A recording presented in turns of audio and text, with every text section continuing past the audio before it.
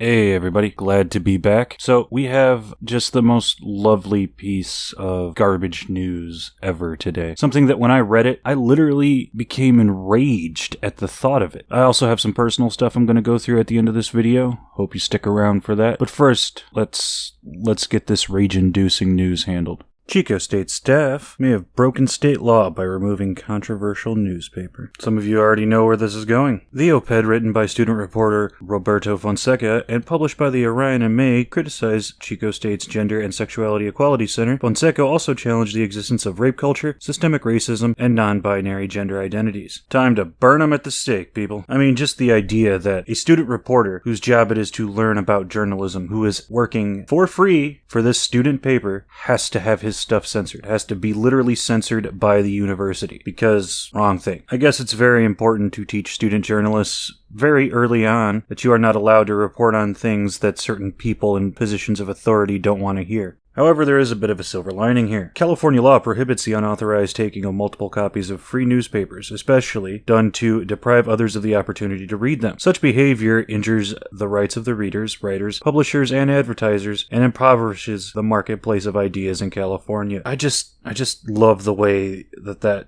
statute sounds. It's just screaming, debate me, bro. Hold on a second. I have to go fap to that statute real quick. And immediately after the incident, of course, there were apologetics. Not about the act and how they may have been a little short-sighted, but immediately about how, well, I'll continue on. Kennedy, that would be Jill Kennedy, the supervisor of nursing at the health center, specifically referenced the awful op-ed piece about the Gender and Sexual Equality Center, which she said involved negative stereotypes about gender and culture. Gotta make sure that the only way people view the world is the way you view it. Completely understood. She continues, please note that we are not attempting to stifle free speech, but rather we are looking to keep the health center as trigger-free as possible and continue to keep the atmosphere one of inclusivity and affirmation, Kennedy wrote in a May 11th email.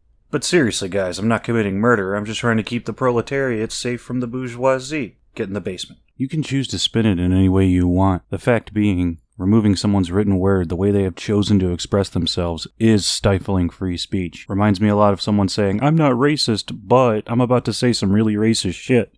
The article goes on. Further emailed correspondence from within Chico State's Journalism and Public Relations Department described how several hundred copies of the Orion had been removed from news boxes on campus. This was an extreme, illegal response by any measure, wrote Susan McMahon-Weisinger, the department chair, describing the controversy as a bit of a perfect storm, she said. The Orion's leadership decided not to pursue charges or file a police report in an effort to de-escalate the situation. People not wanting to make a fuss. By doing nothing, you enable future events like this to happen. I'm not saying I want these people put to the cross, I'm saying I want them to know that you can't just censor people you don't want to hear.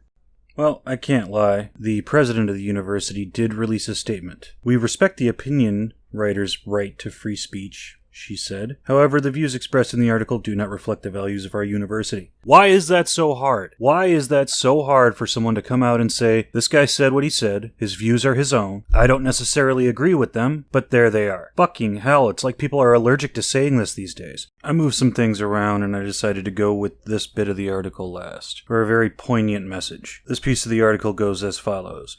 At least 2 other Chico State employees applauded this possible illegal removal of newspapers. Thank you for this. I appreciate it, wrote Melissa Horman, a nurse in the Student Health Center. OMG, this is amazing. I love you. You're the best. Thank you, wrote Lindsay Briggs, an assistant professor in the Health and Community Services Department.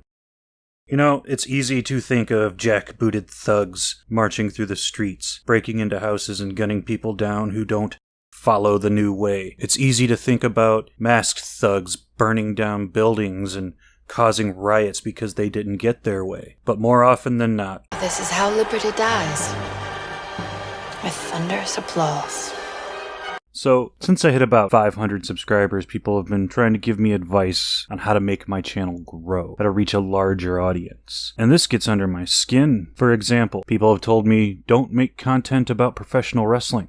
It'll kill your channel. CM Punk is the most overrated wrestler to come out of the past 20 years. And you need to do more topical stories. You mean like Tariq Nasheed? Hell No. The truth is I'm happy at 1,000. I never thought I'd make it to 1,000. I'm not going to exploit the algorithm. I'm not going to hit hot button issues so I appear higher in the search bar. No, I'm going to keep doing whatever I want because this is my channel. And to those of you that are still here, thank you. I appreciate my plucky little band of rebels that like watching my videos. And at the end of the day, probably one of my favorite things I've ever heard about how to make my channel grow was, Marty, you need to make longer videos.